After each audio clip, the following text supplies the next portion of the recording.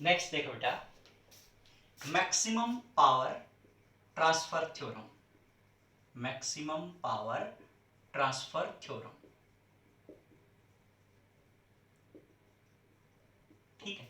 तो इसके अंदर हम क्या पढ़ेंगे बेटा कि पावर ट्रांसफर मैक्सिमम कब होगी, ठीक है। जैसा हमने करंट के अंदर पढ़ा था पिछले लेक्चर्स में कि करंट मैक्सिमम कब हो रहा था, उसकी क्या कंडीशन बन रही थी, जैसे हमने सेल पढ़ी थी मिक्स ग्रुपिंग के अंदर, ठीक है।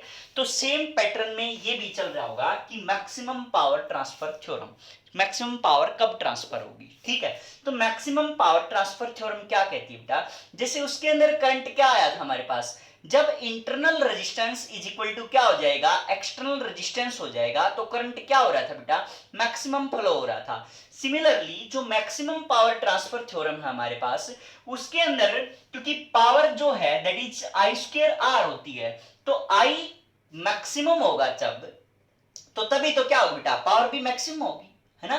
तो करंट के लिए भी क्या कंडीशन थी हमारे पास कि करंट विल बी मैक्सिमम जब internal resistance is equal to external resistance, तो सेम हेयर कि पावर विल बी मैक्सिमम जब internal resistance is equal to external resistance, ठीक है। तो हम इसका प्रूफ करते हैं बेटा कि power will be maximum when internal resistance is equal to external resistance. तो हमने एक सर्किट बनाया यहाँ पे इस टाइप से, ये उसका एक्सटर्नल रेजिस्टेंस आर है और ये ईएमएफ ई है और ये इसका इंटरनल रेजिस्टेंस आर है, इस टाइप से, ठीक है। तो सीधी सी बात है, इसके अंदर से क्या होगा, करंट फ्लो होगा। तो that current I is equal to क्या होता है बेटा, ई डिवाइडेड बाई में ईएमएफ डिवाइड बाई में टोटल रेजिस्टेंस, तो टोटल रेजिस्टेंस कितना है, आर प्लस से आर हो जाएगा। क्लियर बच्चे। तो हमारे पास पावर क्या आ जाएगी, पावर क्या आएगी, आई स्क्वायर, आई स्क्वायर मतलब ई स्क्वायर बाई में आर प्लस आर का होल स्क्वायर इंटू क्या आएगा, आर आएगा। तो ये पावर आ गई हमारे पास, ठीक है। आर सॉरी ये वाला इसके अक्रॉस देख रहे हैं ना, तो ये वाला। तो अब हमें क्या करना है, इसको मैक्सिमाइज करना है। तो मैक्सिमाइज के लिए हमें ये रेजिस्टेंस जो है वो देखना है कि कब कितना होना चाहिए। तो रेजिस्टेंस की कंडीशन होनी चाहिए, ईएमएफ तो आपने क्या कर रखा है, कॉन्स्टेंटली अप्लाई कर रखा है, ठीक है। हम कंडीशन क्या चेक कर रहे हैं कि कब हमारे पास जो पावर होगी वो विल बी मैक्सिमम। तो इन दैट केस हमने पढ़ा था उसके अंदर भी D I by D are को हमने जीरो के बराबर पुट किया था, तो डीपी बाई में डी आर हम क्या कर देंगे, जीरो के बराबर पुट कर देंगे, क्या किसके लिए, for maximum power DP by D are क्या होना चाहिए बेटा, जीरो के इक्वल होना चाहिए।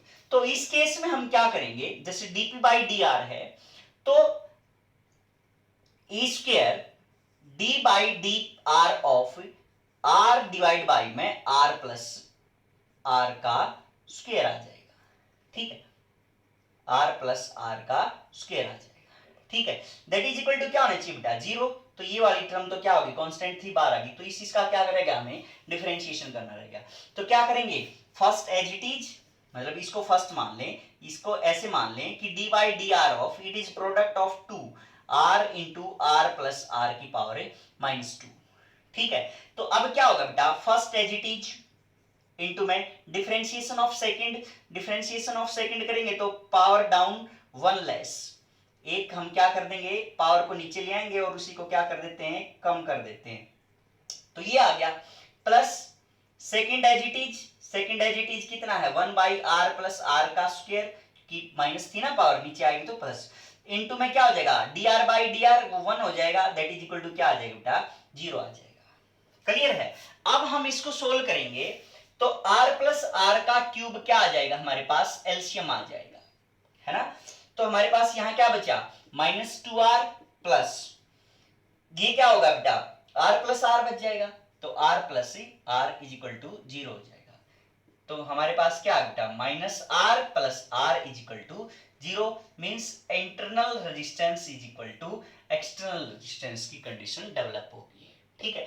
तो जब हमारे पास इंटरनल रेजिस्टेंस किसके बराबर आ गया बेटा, एक्सटर्नल रेजिस्टेंस के बराबर आ गया, तब जाके हमारी पावर क्या हो जाएगी, मैक्सिमम होगी। और वो कितनी होगी उसके लिए हम इसकी वैल्यू इसके अंदर पुट कर देंगे। तो पावर मैक्सिमम कितनी हो जाएगी, ई स्क्वायर डिवाइड बाई में आर, आर दोनों बराबर हैं तो क्या हो जाएगा, टू आर का स्क्वायर इंटू आर, तो इसका मतलब ई स्क्वायर डिवाइड बाई में फोर आर आ जाएगा। तो ये हमारे पास क्या आ जाएगी बेटा, पावर मैक्सिमम आ जाएगी।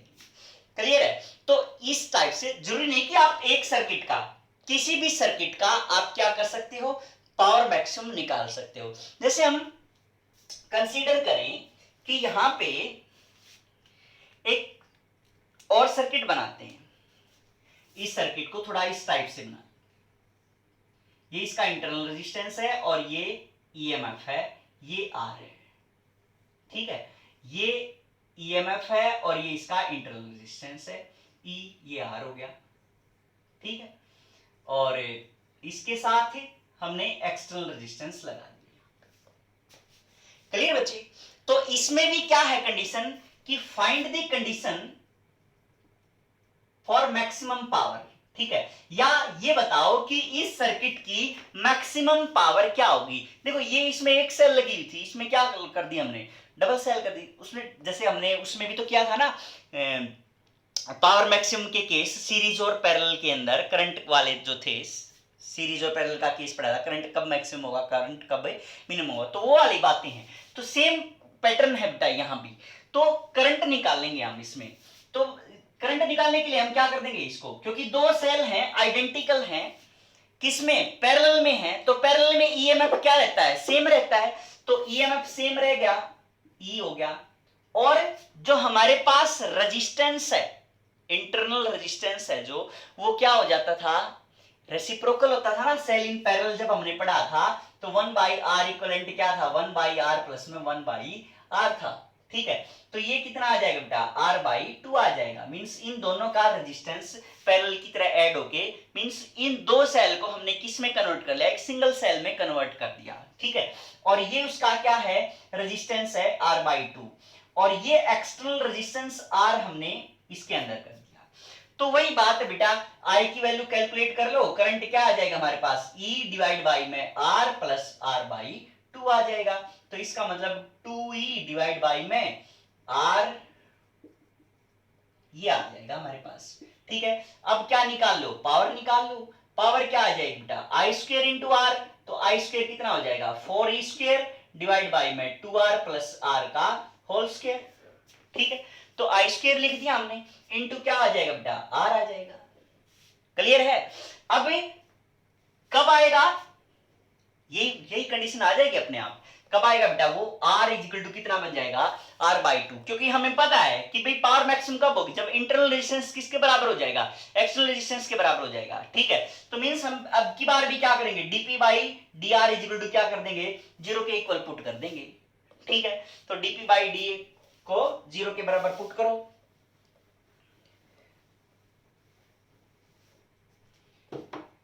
क्या आ जाएगा हमारे पास, dp/dr मींस d/dr ऑफ किसका, ये तो कांस्टेंट रहेगा बेटा, तो क्या आ जाएगा बस r डिवाइड बाई में 2r प्लस r का स्क्वायर इज इक्वल टू 0 आना चाहिए, है ना। तो इसका मतलब d/dr ऑफ किसका, r इंटू में 2r प्लस r की पावर -2 इज इक्वल टू 0 आ जाएगा, ठीक है बेटा। अब उसके बाद क्या आएगा, d/dr करोगे तो first as it is into में सेकंड का डिफरेंशिएशन, तो क्या आएगा, power down 1 less 2r plus r की पावर 3 इंटू में इसका डिफरेंशिएशन, तो 2 से क्या हो जाएगा, मल्टीप्लाई हो जाएगा, है ना, इसका डिफरेंशिएशन करोगे तो। अच्छा, plus second as it is मतलब 2r प्लस r का स्क्वायर इंटू r का क्या हो जाएगा, dr कैंसिल, तो क्या आ जाएगा, ये आ जाएगा। तो अब हमारे पास जो डाटा आया ये क्या है बेटा, -4r, एलसीएम ले लो, 2r प्लस r का क्यूब ले लिया हमने एलसीएम, ठीक है। तो ये क्या आ गया, -4r आ गया plus 2r plus r is equal to 0, cancel हो जाएगा, तो ये क्या बच गया बेटा, -2r plus r is equal to 0 आ गया। तो r इज इक्वल टू कितना आ गया बेटा, r/2 आ गया, ठीक है। अब हमें ज्यादा माइंड यूज करने की जरूरत नहीं, सीधा यहाँ इतनी कैलकुलेशन करने की जरूरत नहीं है। हमें पावर मैक्सिमम चाहिए तो इंटरनल रेजिस्टेंस हम सीधा एक्सटर्नल रेजिस्टेंस के बराबर पुट कर देंगे। तो पावर मैक्स क्या होगी वो पूछ रखा है। तो सीधा ही यहाँ हम क्या कर सकते थे, इसी के अंदर R इजिकल टू क्या कर देते बेटा, R/2 का यूज कर लेते। तो हम यहाँ पे R की जगह पे क्या लिख दें, R इजिकल टू क्या आ जाएगा, 2R आ जाएगा। तो यहाँ पे लिख दो आप 4e² डिवाइड बाई में 2R प्लस R की जगह 2R, तो कितना आ गया 2R का होल स्क्वायर इंटू में क्या आ जाएगा, R आ जाएगा। तो 4e² R डिवाइड बाई में 2R 4R का स्क्वायर 16R स्क्वायर आ गया बेटा। ठीक है, तो वही आ जाएगा। तो हम क्या कर लेंगे, इसमें भी ऐसे ही पावर मैक्सिमम कैलकुलेट कर लेंगे। क्लियर बच्चे?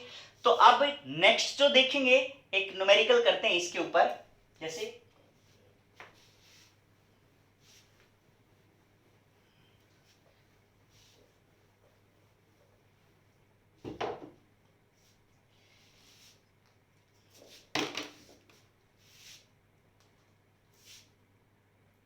देखो बेटा, इसमें क्या है, जो नेक्स्ट न्यूमेरिकल है हमारे पास, उसमें क्या दे रखा है कि एक कॉम्बिनेशन दे रखा है सेल्स का।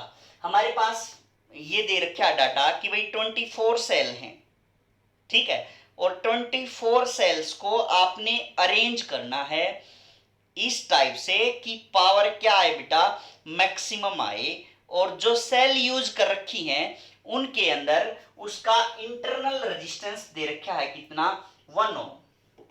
क्लियर बच्चे? तो इंटरनल रेजिस्टेंस कितना दे रखा है, हर एक सेल का इंटरनल रेजिस्टेंस कितना दे रखा है बेटा, 1 ओम दे रखा है। ठीक है, और जो नंबर ऑफ सेल्स दे रखी हैं, नंबर ऑफ सेल्स दे रखे हैं कितनी, 24। ये आपने सीरीज या पैरेलल के अंदर यूज करनी है। ठीक है, आपकी मर्जी, या तो सीरीज में लगाओ या किस में लगाओ बेटा, पैरेलल में लगाओ। ठीक है, लेकिन उनका इंटरनल रेजिस्टेंस कितना गिवन है, 1 ओम गिवन है। और ये सारी सेल क्या कर दी, अब ये सारी सेल मतलब 24 थी, हमें नहीं पता कि कितनी तो सीरीज में है, कितनी ये पैरेलल में है, कितनी ये रो बन रही है, हमें नहीं पता भाई। ठीक है, लेकिन इतना पता है कि हमने क्या किया, इनको एक 10 ओम के एक्सटर्नल रेजिस्टेंस से कनेक्ट कर दिया। ठीक है, 10 ओम के इंटरनल रेजिस्टेंस से कनेक्ट कर दिया। तो यूं पूछ लिया कि भाई इन सेल्स को कैसे अरेंज करें कि जो पावर हो वो क्या हो, मैक्सिमम हो बेटा। ठीक है, पावर क्या आनी चाहिए, मैक्सिमम आनी चाहिए। तो सीधी सी बात है बेटा, हमने क्या कंसीडर किया कि यहां पे n सेल थी इस टाइप से।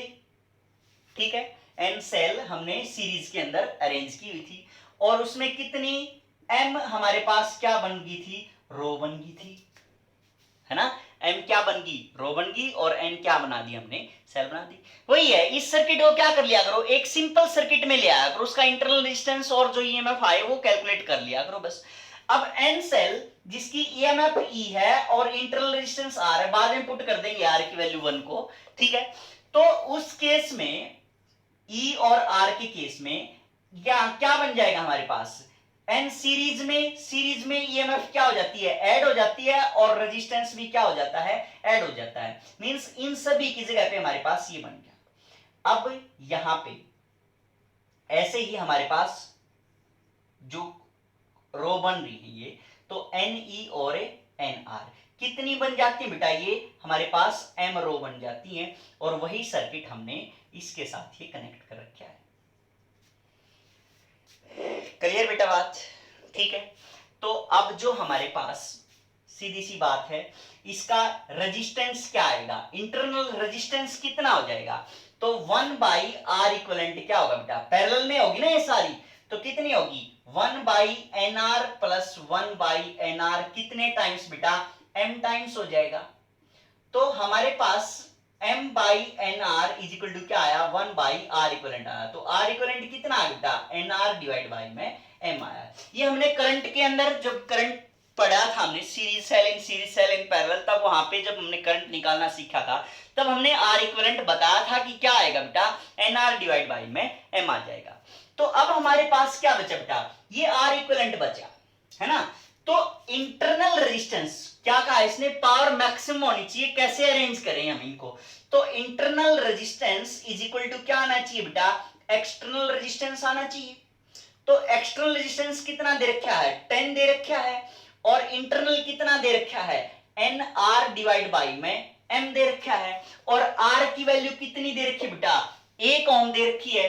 तो n by m is equal to कितना आ गया, 10 आ गया। तो this implies n is equal to कितना आ जाएगा बेटा, 10 m आ जाएगा हमारे पास। तो एक कंडीशन तो हमारे पास से ये बन गई बेटा। दूसरी चीज,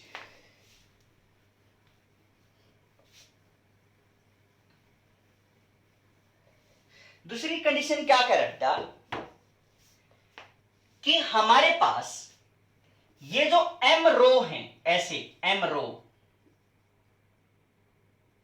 ठीक है, और n क्या है, ये ऐसे कॉलम बन गए, n कॉलम, ठीक है। तो जब आप इनको गुणा करोगे m इंटू एन की, तो वो कितना आना चाहिए बेटा, 24 आना चाहिए। क्लियर है बात, ठीक है। m इंटू एन कितना आना चाहिए, 24 आना चाहिए, ठीक है। क्योंकि एक सेल में ये कितने हैं बेटा, n सेल, एक रो में कितनी सेल हैं, एक रो में कितनी सेल है बेटा, n सेल हैं। तो हमारे पास रो कितनी है, m, तो m रो में कितनी सेल हो जाएंगी, m इंटू एन हो जाएंगी। ऐसा नहीं करना कहीं आप m प्लस n 24 करो, m प्लस n 24 नहीं करना है। तो इस हिसाब से चलना हमें कि एक रो में कितनी बेटा, n है, तो m रो में कितनी आ जाएंगी, m इंटू n आ जाएंगी। तो ये हमारे पास एक्चुअल कैलकुलेशन है। तो mn इजिकल टू 24 आ गया, ये हमारे पास सेकंड इक्वेशन आ गई। तो दो इक्वेशन, दो वेरिएबल हम इजीली क्या कर देंगे बेटा, सोल्व कर देंगे। तो m इंटू एन की वैल्यू पुट कर दो, 10m इजिकल टू कितना आ जाएगा बेटा, 24 आ गया। तो m स्क्वायर कितना आ गया, 2.4 आ जाएगा, ठीक है। तो m की वैल्यू क्या आ जाएगी, √2.5 आ जाएगी, ठीक है। तो 1.55 जो भी आएगा, लेकिन 1.56 जो भी आएगा वो फ्रैक्शन में बेटा, तो इसलिए हम m है वो कितना लेके चलेंगे, 2 किस में लगाएंगे, इसके अंदर, क्योंकि आधी सेल तो लगा नहीं सकते। तो इसका मतलब मैक्सिमम पावर कब होगी, जो मैक्सिमम पॉसिबल कॉम्बिनेशन बनेगा इन सेल से, कि भाई मैक्सिमम पावर ले इसको आप, तो n मतलब दो तो हमारे पास क्या होना चाहिए बेटा, रो होनी चाहिए। मींस ऐसे ऐसे क्या कर देंगे हम, 12 सेल की, 12 सेल, 12 सीरीज में, 12 इस सीरीज में, तो कितने रो बन जाएंगे बेटा, 2 रो बन जाएंगे, ठीक है। तो इस टाइप से जो अरेंजमेंट होगी उससे हम क्या कर सकते हैं, इसके अंदर मैक्सिमम पावर ट्रांसफर कर सकते हैं। चलिए बच्चे।